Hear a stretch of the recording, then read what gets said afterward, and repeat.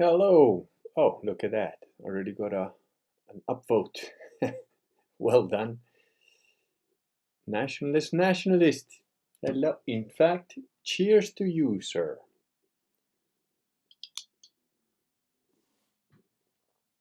Well, better not lose that. So, well, it's gonna be a random one. There's a bunch of little things I wanted to talk about.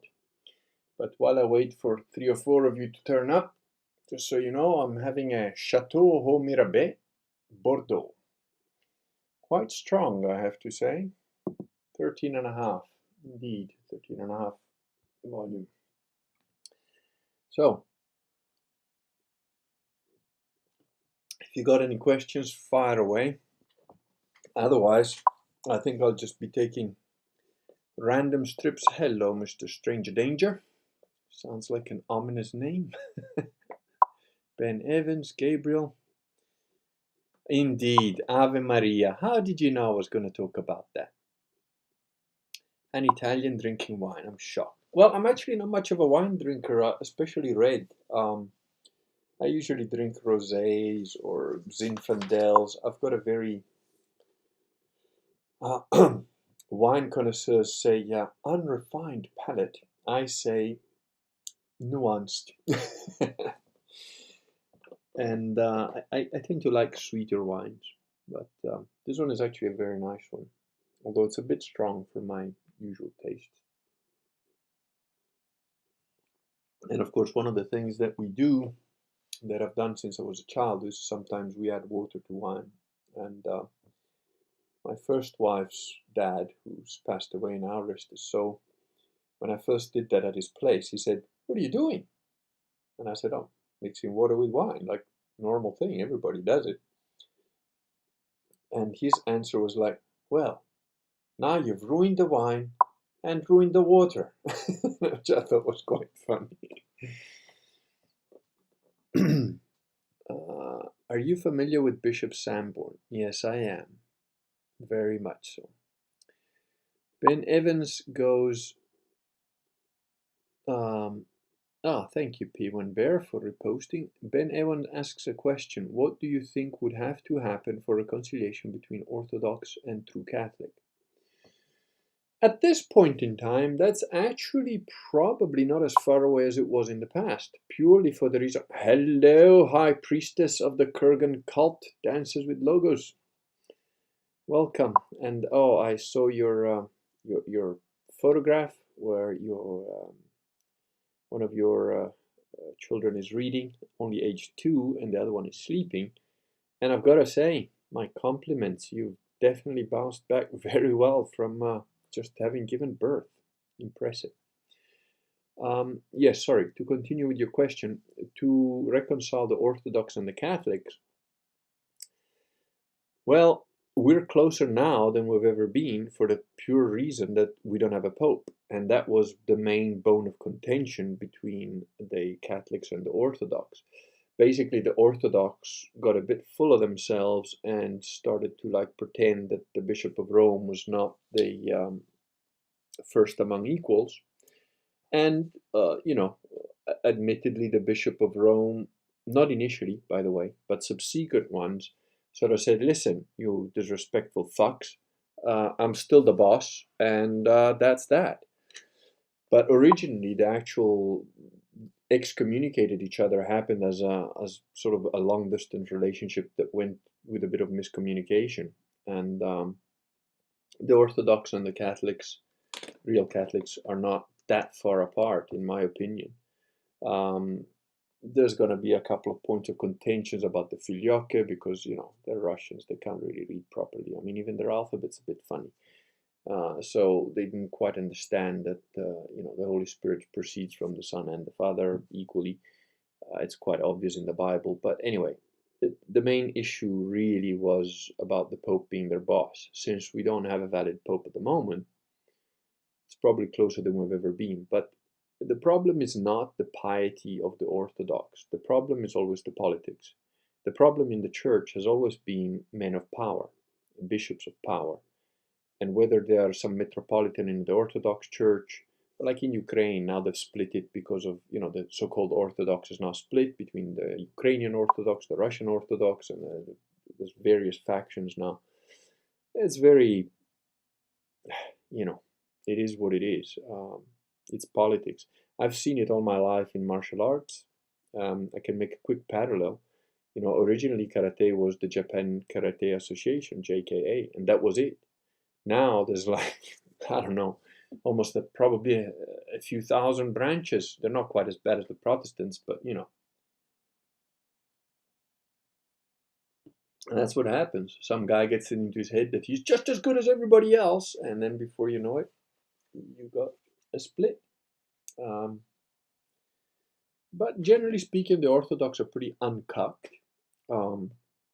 Both Greeks and Russians.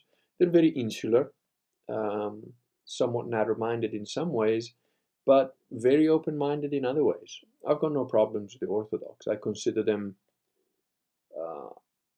in slight error compared to the Catholics, but I believe certainly some of their sacraments are valid. I don't know the details because I'm not that interested, to be honest.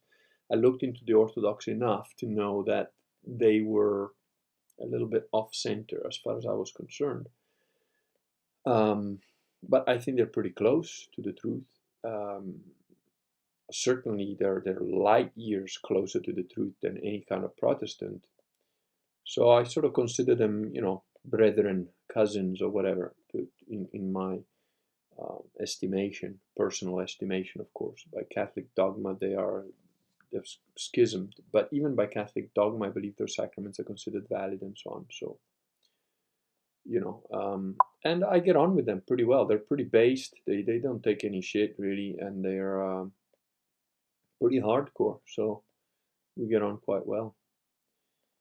Watering down wine is very Homeric. Well, it's very Roman. It's very Catholic. It's been around for thousands of years. So.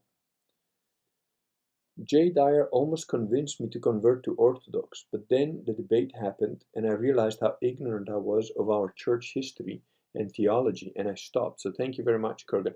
You're very welcome, Rab. Also, about the J. Dyer and the Orthodox thing, I do want to say something. There is, in every denomination, there is a certain element of LARPing, live action role playing. J. Dyer is a LARPer of Orthodoxy. He's some kind of spurgy autist who reads these books and then sort of goes like, oh, I know all of this. I read all of that. I read all of this. He doesn't understand what he's reading. He is the typical autist who reads a table and then assumes that real life matches that spreadsheet that he read somewhere, while it's an approximation of reality and a distant one at that.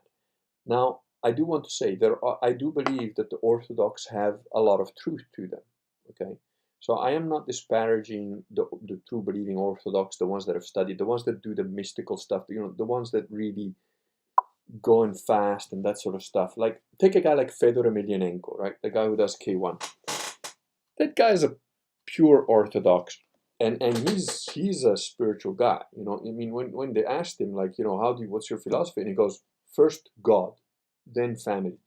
And at the time that I saw that, I was not yet baptized. I was already, by desire, let's say, Christian and Catholic. But when I heard him say that, it was like fingernails on a chalkboard, because I grew up as what I think what's his name, John C. Wright describes as the noble savage. The noble savage is a man who has an honor, who has a word, but is not a Christian. And he's either a pagan or some kind of agnostic or Shintoist or whatever. Pardon me, I think I need to clear my throat. The noble savage is a man you can rely on because he is honest or evil or whatever, but he is reliable in his ideology, in his philosophy. And that's essentially what I was. And one of the highest, probably the highest function in my family as an upbringing was loyalty to and of family. family was everything. You know, like God, did he exist? Didn't he exist? I don't know. But family is definitely there, and you know, you die and kill for your family. Of course, I have suffered some rather enormous betrayals by my direct family in some cases, but you know, that's life. So for me, when I heard Fedor say God first, then family, I was like, dude, God's kind of like this etheric kind of thing, you know. Yeah, kind of a good guy is there probably, but you know, your brother, your father, whatever, you know, they're there. And I only understood later as I went deeper into Christianity that it is God first, then family, because God protects everything, protects you, your family, your loved ones, and without God, you don't have family. You've got hell. So it is God first, then family. Even though my savage heart was still, you know, gets its little heckles up a little bit hearing that. But I know certainly intellectually, and I have had evidence of it, especially quite recently as well, but certainly for the last few years, that God first is absolutely correct. I know that's correct. You know, I still have some purification to do, a little bit of fire to set to myself in certain spots, but I know that that's true. For example, one of the spots that I have to set fire to is like, I would be willing to go to hell for a member of my family that I care about. You know, for one of my kids or something, I'd be willing to go to hell as long as they're safe. And in Catholic thought, that is wrong. And it's wrong because it's a category error. And I understand that intellectually, but emotionally, you know, ethically, physically, it's a tough one for me, you know. And I'm working on it, you know, like everybody. So anyway, I don't know. I rambled. Let's see how. Oh, sorry. And I was getting back to people like Jay Dyer are LARPing at being Orthodox. Jay Dyer is not an Orthodox. He's a guy pretending to be something. You speak to a guy like Fedor Emelianenko, that guy is an Orthodox. That guy I respect. That guy, whether he even reads the Bible or not, I can tell his intention. He goes in that ring, and he went in that ring fighting, whatever, and that's how he made his money for his family and whatever, but with a very humble heart. And that is an Orthodox. Jay Dyer is a smart boy, trademarked, you know. I think Vox Day owns the trademark on Smart Boy Gamma TM. I don't want to take any royalties from him. So, and that's what Jay Dyer is. He's no Orthodox. He's not a Christian as far as I'm concerned. He's just a spurgy little guy on the internet who wants to be famous. That's his shtick. That's what he does. So I'm very glad that you actually read through. I assume you read through the debate on the blog RAB, which I'm thinking stands for Red Angry Ninja. I don't know from your picture. It's hard to tell. But yeah, I did write an after report because in writing you can't get away from the truth, and that's why I did it. Okay, how many actual Catholics would you estimate exist today? I think I mentioned that in my last video or somewhere. I don't know. I would. It's a very rough guess, and I could be out by an order of magnitude. But I would say there are definitely at least probably 100,000. I would say that's. I'm almost certain that that is not at all an exaggeration. But I think there are many more than that. A lot of them probably don't have access to valid sacraments easily, so there's a difficulty in that respect. But certainly, I think the presence is growing, especially online. But they are starting to look for churches like the guy, Romans 12:12 or whatever, the guy who does little videos. He's got a small following, couple of hundred guys. And he recently went to a Sedevacantist church, which was apparently closed. You couldn't get near it because they blocked the road. I would have just walked up to it, but you know, he had his son in the car and whatever, so he couldn't just leave. But you know, people are getting more interested, and that's good. You need to fund these churches. You need to fund these priests because these guys have got zero income from the Vatican or anything like that. They're not connected to Rome. They've been excommunicated. So you know, they certainly need your support. I mean, our priests survive with the donations of volunteers, of their parishioners. Ultimately, that's what it is. And they're not wealthy people at all by any standard. So some bishops of power, even in our Catholic Church, have been very clever in getting money and getting things going and getting locations and churches even up. And that is something that the Church of Power does very well. So personally, as a pragmatist, I'm not that much against the Church of Power. I'm against the Church of Power when it starts to interfere with the Church of Piety. I will always take a pious priest over a power priest. When I refer to Church of Power, Church of Piety, I'm using the terms that Rodney Stark coined in several of his books. The Church of Piety is like people like Saint Benedictine, who went out in the mountains and desert and created monasteries with a very hardcore thing, and they prayed. And those guys, they saved Western civilization. They saved Catholicism as much, at least, if not more, as much as people like Jean Perisot de Valette, the chief of the Knights of Malta, as much as the warriors that fought the hordes of Muslims, the monks that created the monasteries and created and promulgated the Catholic philosophy and books and so on.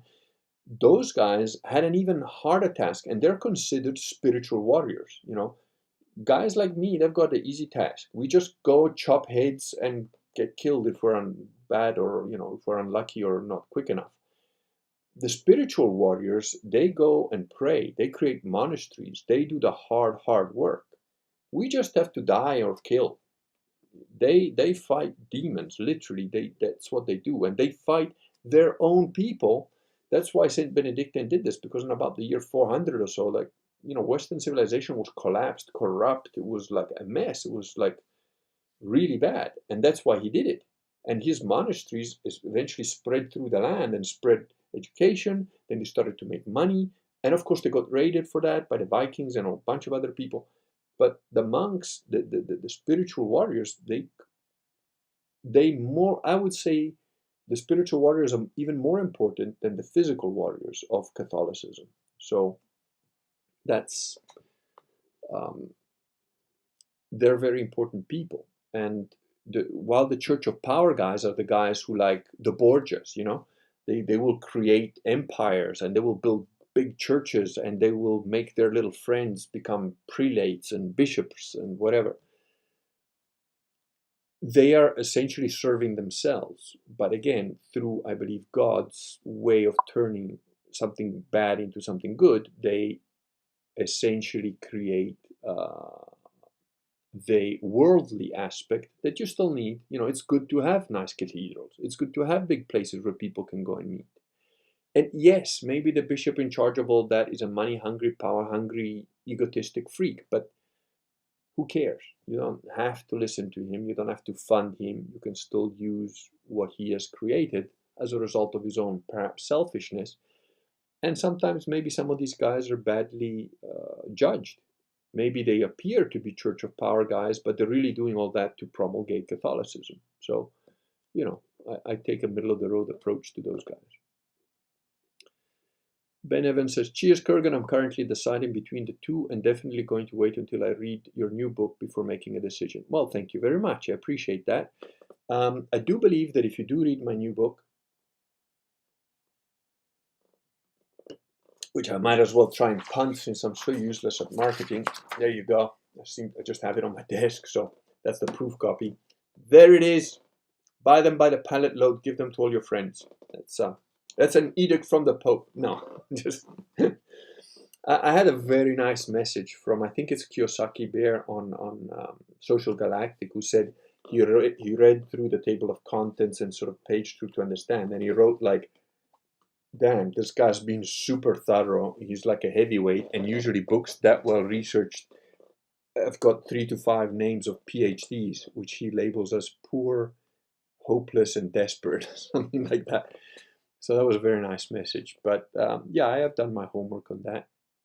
And keep in mind that there is an appendix there about the Orthodox and the split. But essentially, that book is designed to explain to you what are real Catholics, who are the real Catholics, and why the Novus Ordo are Novus Ordo. My beef with the Orthodox is minimal. I see them as somewhat irrelevant. They are more relevant now because Russia and to a certain extent Greece are sort of the bulwark of Christianity at the moment, which they have never really been in the past. So, good luck to them and whatever. But it's I still think Catholicism is closer to the bullseye, so that's what it is. And the fact that we are just a remnant and we're much smaller numbers than we used to be doesn't bother me at all. In fact, to me, that is further evidence that that I am on the right side, because that's what's prophesied. And I mean, when I say it's prophesied, it's not prophesied by one or two Catholic saints. It's been prophesied for centuries. But there's at least 500 to 600 prophecies by different people in different ages that didn't know each other, that didn't even live in the same centuries at all, that prophesies the same thing. So to me, that's another indicator, rather. Woolly Ram, good evening, Woolly Ram. It's always a pleasure to see my man in Jerusalem. I hope that you've had some success with contacting my battle priest.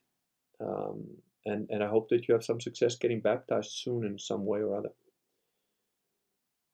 The last emperor is a legend. Indeed, the last emperor is indeed a legend. Here you go, Fedor. By the way, I'm not much of a drinker, and this is almost half a glass, so you'll soon be able to ask me some very funny questions. It'll be your questions that are funny, not my answers, just to be clear. Fedor is a beast. No, Fedor is not a beast. Fedor is a human being with a soul and the heart of a Christian. That, ladies and gentlemen, is a fighter. That is a Christian fighter. He's Orthodox and I'm Catholic, but that man is an absolute fighter, and in the correct way, with a smile on his face, with humility, despite the fact he kicked everybody's ass. No one has matched his records, but he is very, very humble.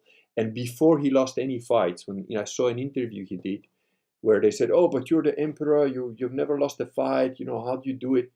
And he said, in his, obviously he spoke in Russian. I believe he understands English, but he doesn't, like Putin, he just prefers to speak properly in Russian and then people translate. But I'll make his little accent just for comedic value. Well, this is just good luck. It's good luck for now. I have not lost for now, but I will maybe lose next fight or maybe next 10 fights. This is just my good luck. That's a very humble man. The moment Jay started hooting, I won, I couldn't continue watching.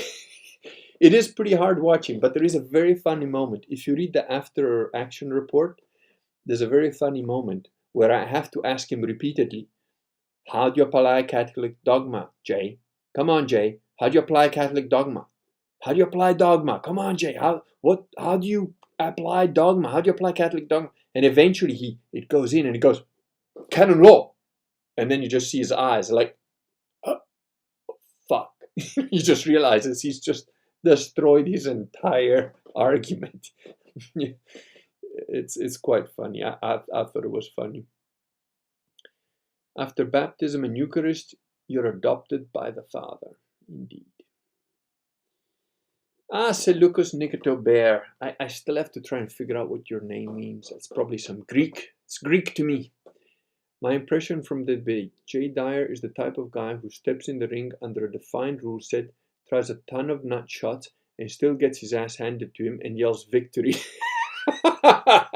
that is a very accurate and perceptive description. Good. I saw you made a comment, by the way, on Social Galactic about frame being important when meeting women and whatever. And that may well be, but you've got a very good analytical brain on you. And that will serve you well if you apply it to try to understand the mysterious females of the world. I've also done a video on women, which might help you, given that I'm a bit of a spurg myself. Ben Evans says, has your access to your traveling bishop been restricted by the pandemic? My it's not a traveling bishop, a traveling priest. It has been because he has been unable to travel. Although I believe that there is the possibility to travel, and we are trying to see if we can bring him over probably sometime in late October, which I doubt very much because that's when they're gonna do pandemic version 2.0, where they're gonna say, "Oh, the flu is even better now because it's winter." You know, people get the sniffles in winter, so they're gonna try and use that, I think. But you know, we're gonna have a little girl born somewhere in October. Other Catholic friends of ours have also got children on the way, so we're trying to bring him here for a genetic. We did this last year. You know, we brought him over to do like a general catechism teaching where people ask questions, a mass, and you know, if there's children to baptize them, or adults or whatever. So he's an awesome priest. He's one of the coolest human beings I've ever met in my life. And he's quite a young guy, but he is super, super hardcore. He's a proper priest for me, you know. And he's, again, super humble. His only interest is to save souls. He goes to super extreme lengths just to meet somebody that needs the sacraments. These guys are,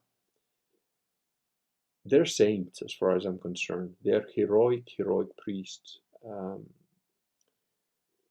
Awesome guys. Corbett Plastering Inc. I remember you from somewhere. I have a good memory. I don't remember what it is. How do we find a Vatican I church in our areas? Are there any websites, etc.? Yes. I don't know about Vatican I, but yeah, Vatican I is valid. So what you need to do is go to ecclesialuxvera.org. If you want to find the proper link to it, go to this website, which is easy enough to remember. It's called Canon, CANON, then the number 188.com. And on there, I think it's on the front page, unless they've updated it. If not on the front page, go on the About page. But on there, I believe there is a link to this Ecclesia Lux Vera that tells you where. Now, that website, Ecclesia Lux Vera, is not necessarily up to date. So, you know, you've got to do a bit your own research, phone them up, whatever. But get in touch.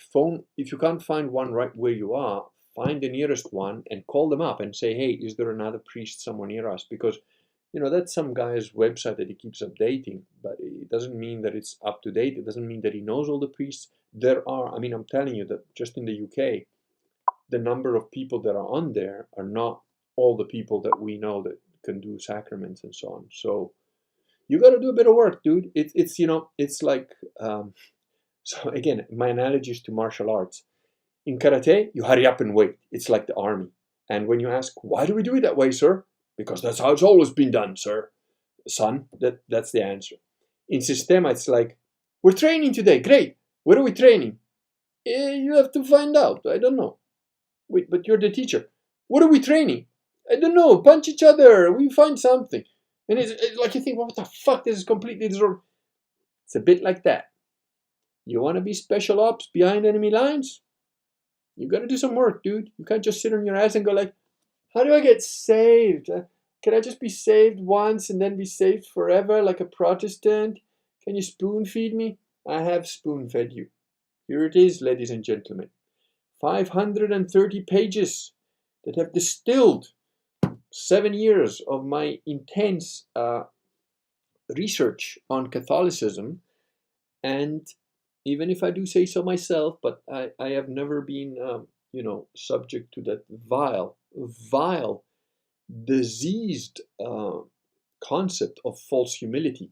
So even if I do say so myself, I am very good at syncretizing a bunch of data and synergizing it into a distilled, clear whole. And that's what I've done in that book. So although it's 530 pages, I assure you that to find out all the stuff that I've written in there, you would have to read probably for a good 3 years and have good resources of knowing where to go to even look for this stuff.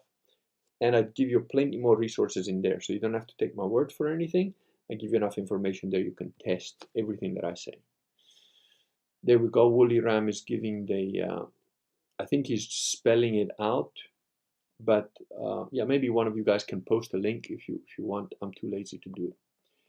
Anthony Siriani, what is the difference between faith and simply believing in something you aren't sincere enough to admit you do not know? Completely different things. You're talking about actual faith and what they call blind faith. Christianity is not subject to blind faith. I don't really know how to explain this to you very well, although I do talk about it. I explain it in my Systema book. Funnily enough, I don't talk about faith per se in here, but in the Systema book I do. And that was before I was any kind of a Christian. Faith is a knowing. It's a knowing based on your experience, on your internal, what I call subjective objectivity. So, for example, let's say I get a little green man appears on my desk right now and tells me the secret combination to a deposit box in a bank in Germany. And then I fly to Germany and I go to that bank and I get access to the safety deposit box and I type in the number and it's correct.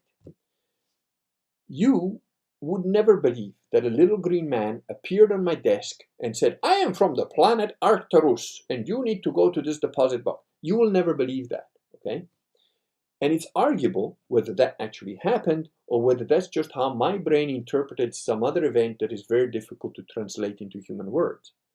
But the fact is that I would have an absolutely objective reality that proves to me that either that little green man was real or something analogous to it that my brain interpreted as a little green man appearing on my desk happened. That's what I call subjective objectivity. It's something that I cannot prove to you ever objectively, but has been proven to me objectively and multiple times. That's what faith is. Faith is my knowing when I was about to get into a fight that I'm going to win this fight. It doesn't matter that the guy's bigger than me, that I've got a broken foot, that there's 3 of them. I am going to fucking win this fight. And it's what I would call faith. And it's not just overconfidence, it's not arrogance. It's both from outside of yourself and inside of yourself. Blind faith is like, yeah, God exists. I'm a Christian. Yeah, don't cut my head off. I don't want to go to hell. I'm a Christian. But you've got no idea what that means. So I don't know if that's answered your question. And by the way, guys, if I don't answer your question or if what I'm saying rambles off or I lose the point or I haven't answered your question to a way that you understand, say so. You're not going to get banned for that. You're not going to... Most of the people that needed to get banned are banned already, so don't worry about it. You can even disagree with me. It's fine. It's not disagreeing with me that gets you banned. It's being a gamma that gets you banned.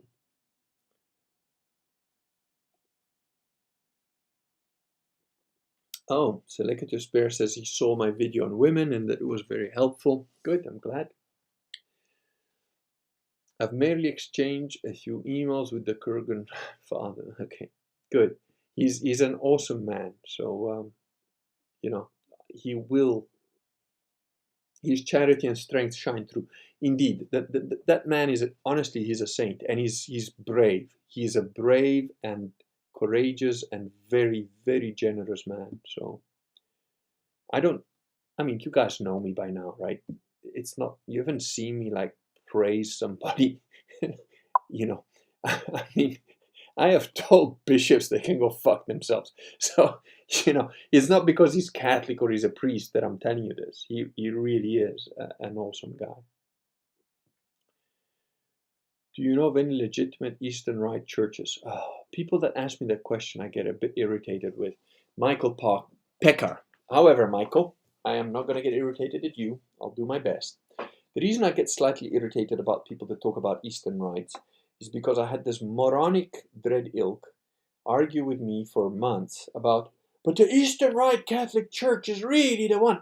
I'm like, dude, anyone who recognizes the fucking imposters that are sitting in the Vatican as popes are not Catholic, are not Christian. Okay? They're heretics at best. And I don't know of any Eastern Rite Catholic Church that doesn't think that Bergoglio is the Pope. So maybe there is one. I don't know of it. Secondly, as far as I'm concerned, the Catholic Church has been destroyed almost, 90% of it has been destroyed, and there's only this remnant left. I very much doubt that there are any Eastern Catholic Rite valid churches left that don't recognize any of the anti-popes and that therefore are not in communion with Rome. If you are in communion with Rome, you're a heretic. You're a Novus Ordo. Doesn't matter what you call your rites, okay?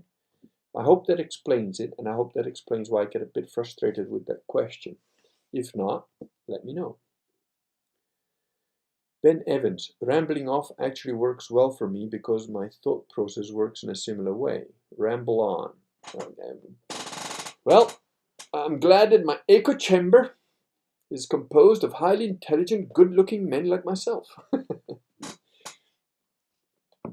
Hearty Hardar, have you meditated effectively upon the relationship between Mary and Jesus during any points in their life? What fruits are the result? I don't think that it requires a very deep meditation. Which brings me back to my original double-barreled shotgun moment that I was going to start out with, which is the absolute idiocy of Protestants. Seriously, I think Protestants are not only the autists of Christianity, they're also the mummy issues of Christianity. The relationship between Jesus and Mary is absolutely simple. She gave birth to him. Jesus is both man and God, fully, both. So she is the mother of Jesus. That is a fact. That is an undeniable fact. And according to Catholic theology, and I really don't care whether you agree with it or not, as far as I'm concerned, it's a point of dogma which I simply accept on its word. I don't care to argue it because it's irrelevant as far as I'm concerned. But she was deemed to have been conceived immaculately. So the Immaculate Conception is not that Jesus was born without sin, but it's that Mary was born without sin. And I now want to refer any Protestant who's hiding in the shadows watching this quietly, trying not to comment for fear of being banned outright. And I'm looking here for a graphic which I posted on Social Galactic, which is a very useful little graphic, which actually I need to thank the High Priestess of the Kurgan cult, Dilo, because she had a version of it. I think I found a slightly better version. Here's the prayer, Hail Mary, and where it comes from. The Protestants are like, you're putting Mary as the Queen of Heaven, that's higher than Jesus. Listen, you dumb fuck. She gave birth to Jesus Christ. So she is the Queen of Heaven. Who else could possibly fulfill that title? And the Protestants are going, you just made it up, Queen of Heaven. No, we didn't. It's in the Bible. Of course, you don't know that because you think the Bible is written in the King James English just like Jesus and the apostles. They spoke it just the same. No, not quite. Jesus and the apostles spoke Aramaic. The New Testament was written in Greek because they spoke both languages. And the Old Testament was written in Hebrew. Both the Hebrew and the Greek were translated in the Vulgate. The first Bible that was put together was in Latin, and it was a very direct and good translation of both the Greek and the Hebrew. So, where does Hail Mary, Queen of Heaven comes from? Well, here it is. Hail Mary, full of grace. It refers to the angel's words to Mary at the Annunciation. This is in Luke 1:28. Let's go and read what Luke 1:28 says according to, it's a shitty English translation or whatever. I prefer the interlinear for this sort of thing. But this is what Luke 1:28 in Young's literal translation says. And the angel, this is like word for word, right? And the angel, being come in, said unto her, Hail, full of grace, the Lord is with thee. Blessed art thou among women. So an angel, which is the messenger of God, says, Hail. What does hail mean? That is where the Ave Maria comes from. Ave is what the Romans used to do. Ave Imperator. Ave moriturem te salutam. That gladiators used to, Hail Emperor. Those who are about to die salute you. Ave is the Latin translation of an appellation that you only do to royalty. And if an angel were to come down and say to me, Ave Giuseppe, I'd be like, no, dude, you got the wrong guy. I'm no royalty. So for Mary to be hailed that way by an angel is quite clear that she's royalty. Why is she royalty? Well, she is the mother of the King of hosts, Jesus Christ, who is also the Son of the Father God. And this is part of the mystery of Christianity. And of course, the Protestants go like, hey, so God is his own dad and his own son, and he's his own wife and mother. Yeah. That is because you are an idiot. If you're a Protestant, you are an idiot. And you don't understand the fact that you cannot create a perfect analogy of God, Jesus, the Holy Spirit, and Mary with a one-to-one relationship with a human worldly aspect of life. You can't. And if you think you can, go ahead and explain the Trinity to me. And if you don't believe in the Trinity, you're not a Christian. So go ahead and tell me how the Trinity works. How is Jesus God and also Jesus and also the Son? Okay? Same thing. A little bit complicated. And of course, I am getting a little bit irritated with the potential Protestants hanging out.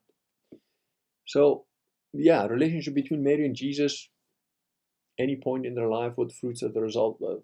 I don't know. It's pretty simple to me, you know. You venerate Mary, which is you give respect to Mary because she's the mother of Jesus. And that is, by the way, it's Catholics that made women become something that is not chattel, as well as children, as well as slaves. You know, women have got their place in the world. Now, the Protestants don't basically do that. The Protestants are like, a woman is just a bitch for me to cede into, and she needs to do whatever I say because, you know, that's where the idea that like the Bible is patriarchal and wrong and misogynist comes from. It's from Protestantism. It's not from Catholicism. As Catholics, we know that women are a different creature from us. We know that they're crazy, emotional, that they don't think like men, but we still love them, respect them, and give them their due because they have a function as mothers and wives and grandmothers and lovers and so on. They are 50% of what creates humanity. They're very important. And they need to be cherished and looked after because, same as in a different way, children, you look after and you take care of your child because he's small and he doesn't understand certain things and his abilities are different from yours. Now, your child, if he's a boy, grows up to be a man. If he's a girl, grows up to be a woman. A woman is not a man. So you don't treat a woman like a man. You treat her like a woman. And you don't pay attention to some of the crazy shit that they say and do, because if you did, if a man behaved like that, you'd probably stab him in the eyeball with your nearest big pen just to break even. But when a woman does that shit, you're like, I love you, relax, take a break, you know, just go for a walk, whatever. Because they're women, you know. And they'll say the most horrific shit to you when they're upset. Doesn't mean anything. Now, if a man said the same shit, you'd have to, you know, kill him just to break even probably, or at least have a duel, which is not allowed as a Catholic, so you just have to go into a brawl straight away, you know. But women are women. They've got their place and their way of doing things. Seleucus Nicotobert, you just need to make your name short. I'm going to call you Nika. It's just a short name. About my name, Greeks call me Nikos. There you go. One day, stumbled upon the similar and epic sounding name of Seleucus, one Nicator. While reading Arrian's Alexander, my ancestors were at least geographically Seleucid. I have no idea what that means. I don't know who Seleucus was, but having looked at your face in one of your videos, I assume that there is definitely probably a little bit of Greek in you, and certainly quite a lot of ghost, because you seem to be translucent white. So don't ever go to Africa. They will chop you up for parts to do muti, you know, kind of like a voodoo thing to like cure people of AIDS and shit. Something I've been wondering about, according to the Catechism, presumption is a sin. Yet, how can we in any way approach God without presumption? I don't believe I understand the question, or perhaps I'm interpreting wrong. Presumption is a sin of pride.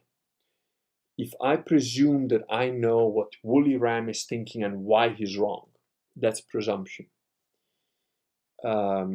It's from the Latin, so perhaps it's also a mistranslation of language, or rather a good translation of language, but you need one of my Oxford English Dictionary jobbies to understand what the origin of the word, what it really meant, what the alternate meanings are. Presumption is an assumption of and a judgment without having all the facts. That's why it's a sin. I think the way you mean it, you mean like that you pre-assume certain things that you believe are true. And that's a different thing. Correct me if I'm wrong in what I've said here, in what I think you're trying to tell me. Anthony Siriani, if faith is the same thing as knowing to you, then I've always seen faith as a strong belief, a belief you would bet your life on, something you wish to be true but do not know to be true. I do not agree with your statement, something you wish to be true but do not know to be true. I don't agree with that statement. That is a Protestant way of looking at what I consider to be faith. I would say faith is stronger than knowing. Faith is something that you absolutely know with all your heart is true, even if you do not have empirical objective evidence that you can demonstrate to other people. For example, I know with absolute certainty that I would die for one of my children.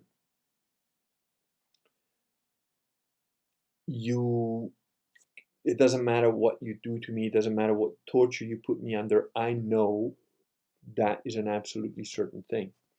And I also know that if there was a situation where, for example, I had to defend one of my children, where the chances are 99.999% that I die trying to protect them, and because of that, I also don't succeed in protecting them, I would nevertheless absolutely take that 0.0001% chance with complete confidence that I will stop this fucking thing, whatever it is. And it may play out that I do or that I don't, but it doesn't matter. Nothing inside of me will feel like that is gonna fail. Even if I do fail exteriorly, my soul will believe that, will know that I have not failed. And I don't believe that I will fail, because God makes even failure becomes victory. So it's very hard to explain it. It is one of the mysteries, I believe. I believe that to try to explain faith is one of the mysteries of true Christianity. It's very difficult to explain to you. You can experience it, and if you see another man and you look at another man in the eyes who has experienced faith, you know what you're talking about without having to discuss it. So I would guess that you have not experienced that level of faith. I hope that you do, and I hope that it's under good circumstances, because very often faith you experience in very hard situations.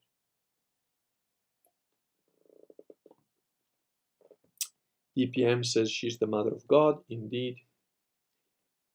Hearty Harda, Mary's body encompassed the body of Christ for 9 months, and the Protestants seem to not understand the logical implications. Indeed. You know, regardless of whether you think Mary was ascended, it doesn't matter. She gave birth to Jesus Christ, who is our Lord and Savior. And I have seen Protestants refer to Mary in the most disgusting, sacrilegious, offensive, rude, sexual terms. And these are people that profess to be Christians. You know, I know that my sins are a stack of Bibles that I'm laughing now, but I know I'm not going to be laughing when my day comes. I'm going to be like, yeah, that's all true. Yep, I'll take my lashes, and I'm praying that I hope that at least I get into purgatory, because I'm not sure about it either. But you know, if I get a chance to be looking at all those fuckers that have done that have said those things about Mary, I'll be very interested to see, like, my Schadenfreude, which is another sin, no doubt, which will add to my list, is now playing out. Let's see what Jesus says to you about you saying that about his mom. Yeah, let's check that out. Let's see how that worked out for you.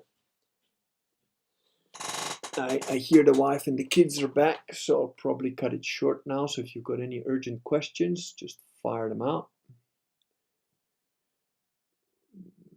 How did Mary die? I've never heard anything relating to her passing away. As far as I know, she didn't. She ascended to heaven, same as Jesus.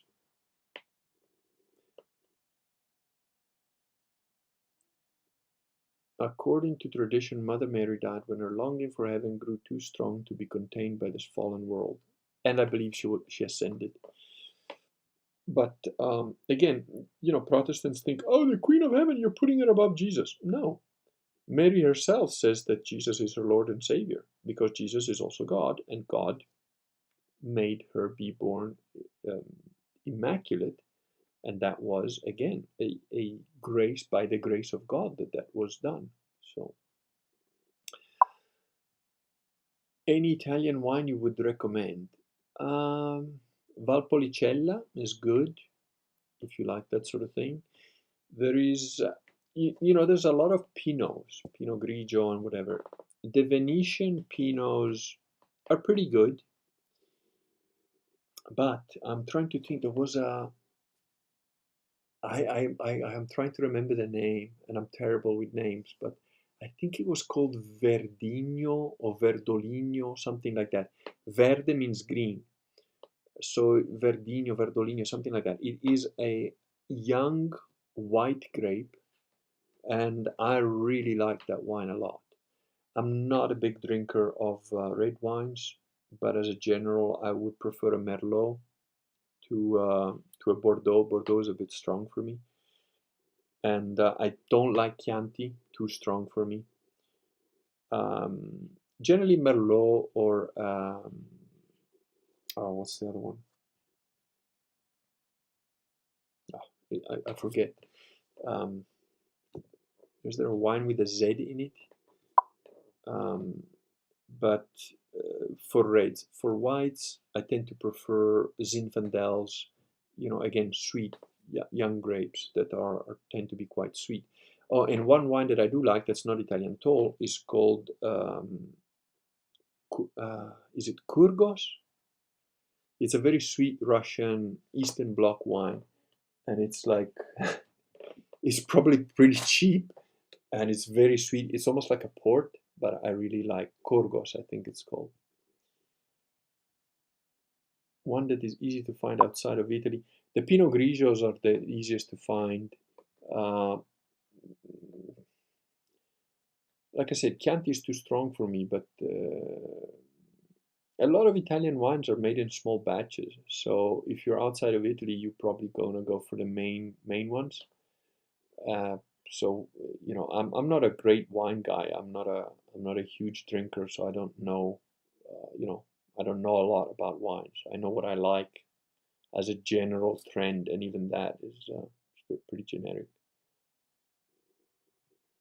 Italian wines taste the best in Italy. That's actually true. I'm actually very fond of bold reds, especially from Judea and Hebron Hills. Yeah, but you know, according to Owen Benjamin, and I think he's right about this, although he's wrong about a bunch of other stuff. Um, you know, Jews are kind of carnies, so you guys are hard drinkers, hardcore drinkers. It's like Dire Straits, heavy fuel. That's what I think you guys work on. Certainly, I find Jewish food to be pretty heavy, like strong. You know, like I like Japanese food. Um, although sushi, I'm very particular about. I'm even more particular than the Japanese are, I think. Or the average Japanese, not the freaky Japanese, because those guys like to eat live fish and stuff, and that's a bit beyond me. But no, I'm well. There's 38 of you. Any of you that are listening, I'm gonna give you another 3-4 minutes. We're at 55 minutes. I'm gonna kill it off at 1 hour. So you got 4 minutes and 30 seconds to ask me whatever you want. Shoot. Fire your questions. Oh, there he is. I almost, I was afraid I didn't get the one downvote, but he's there. How you doing, man? I hear you're moving house. Good on you. Okay, come on, boys. Fire out, girls, whatever. I don't know if... No, I think Dilo's been very quiet, so maybe one of the babies woke up or something. Baron von Blair, loyal man. Schadenfreude is a very descriptive word. Following etymology is worthwhile. It is indeed. I think in Italian we refer to Schadenfreude, but we change the meaning a little bit. We call it sangue freddo, which is cold-blooded, which can be applied in a variety of things. Again, the Italians will use one word to mean 10 different things depending on context, whether they moved their hands, how their expression was, the tonality, blah, blah, blah. But cold blood means a guy that is calm under pressure and that takes his revenge coldly, calmly, rationally, and consciously. So, German has an amazing descriptive words. Kurgan, favorite language. I don't like German because I don't like the Germans. As a rule, they are shouty, rude, stupid people. That said, if you meet a good German, they're very precise individuals, and I like that a lot. Favorite language.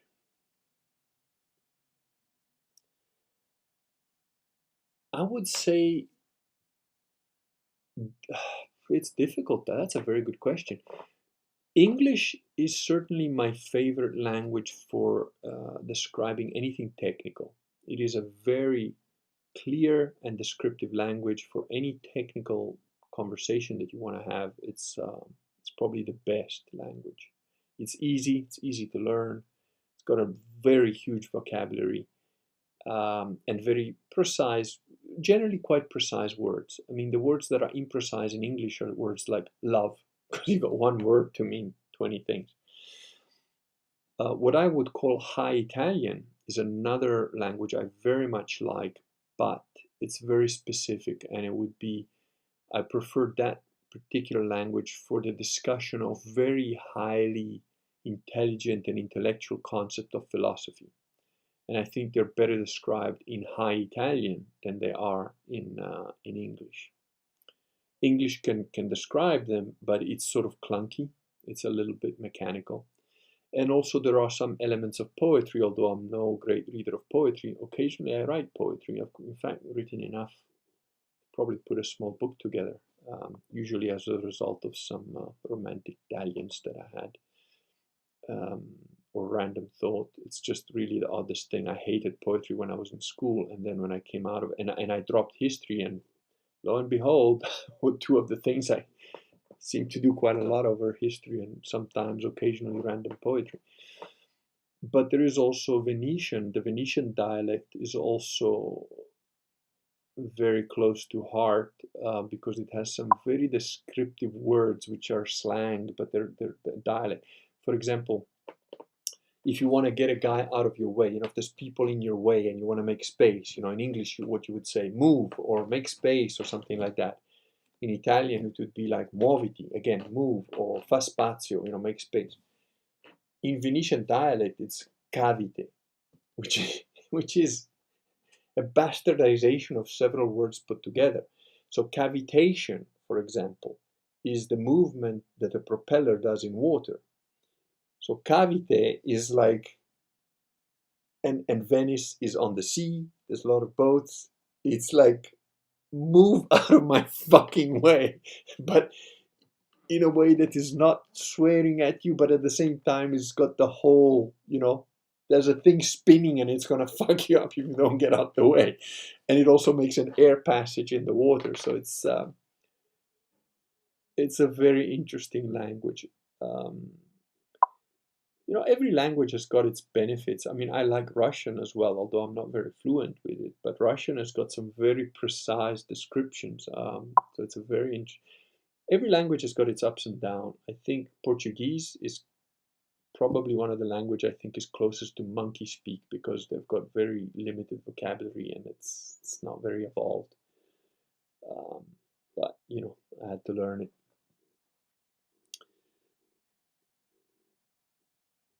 Sounds like there's a story with the down. Oh, there is, but I enjoy not giving him any um, um, publicity whatsoever, because he is an idiot and he doesn't. It's just, it would boost his own. He's a guy who's got, I think he's a gamma, but he's a serious gamma, but he's also got some, probably a little bit of mental problems. So, but it's nice. I think his life is mildly improving, and I'm happy for that. Yes, the downvote sleeper has awakened. And warm sake on autumn is surprising. Yes, warm sake is actually one of my favorite drinks of alcohol. There's tequila and warm sake are definitely, yeah, close second. MD, recent James Fox Higgins Protestant guests criticized Protestants and put forward his own new version of Christianity. F. Paul was a central tenant. Inventing new version of Christianity is retarded. I know. I had a little bit of a run-in with a cretin called Mike Lowry, who basically says the Bible is just a bunch of books that mean nothing, but Jesus is still Lord. Absolute egocentric narcissist freak.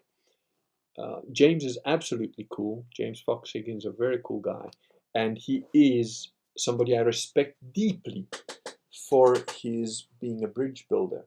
He will put together people that some of the guys that are like champions of the light on his Rational Rise TV, which I'm a member of, and which I will be doing work with James Fox Higgins, where he talks about doing a proper documentary, and he's a very awesome guy.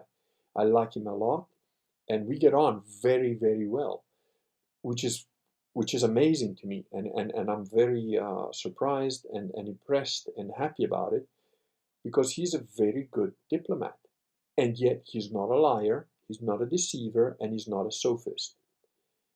He has got a very good bedside manner, unlike myself, and awesome guy who puts people together and makes things happen. So he's effective, he's efficient, he's charismatic, he's skilled.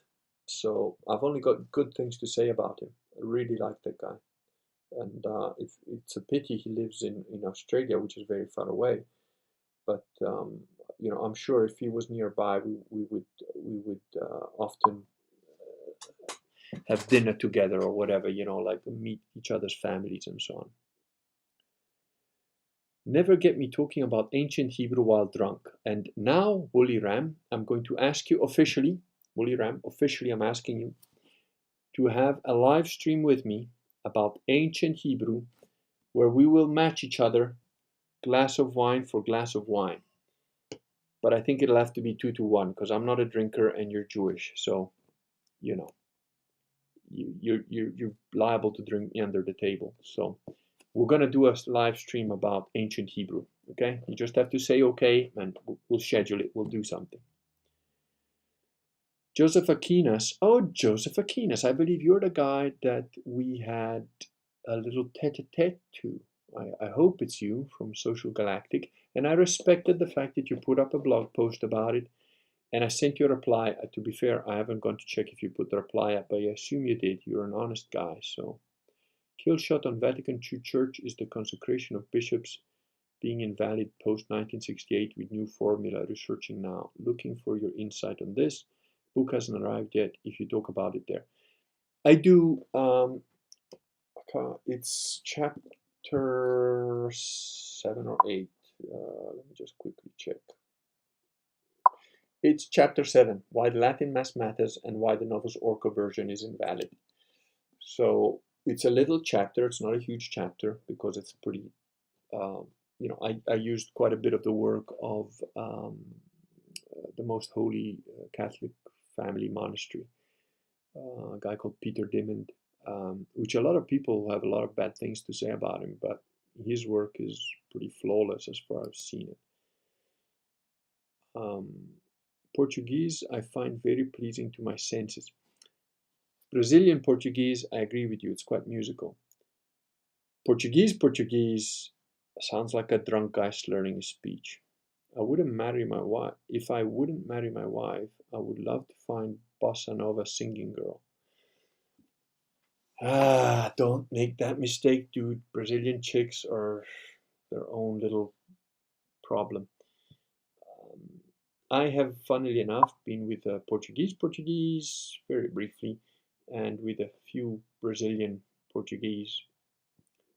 The Brazilian Portuguese is definitely more pleasing. The Brazilian women are definitely more rhythmical in every physical sense, including dancing, and more, shall we say, malleable, interesting, fun in certain physical activities as a general rule, but don't discount any Catholic woman, Portuguese, Spanish, whatever, they're all pretty well versed in that sort of stuff.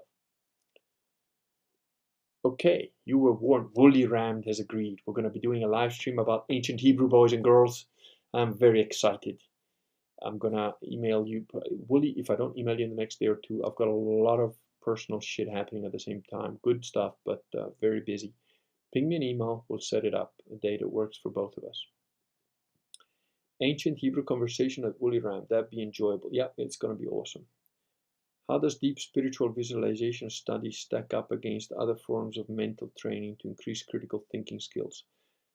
Forget about that stuff because you're going to open yourself up to all sorts of things that are not worth doing. Learn hardcore practical math. Learn how to think logically. Learn rhetoric. Learn dialectic. Learn how to think clearly by reading books, by reading newspapers and finding fault with it. Think A plus B plus C leads to D, that sort of thing.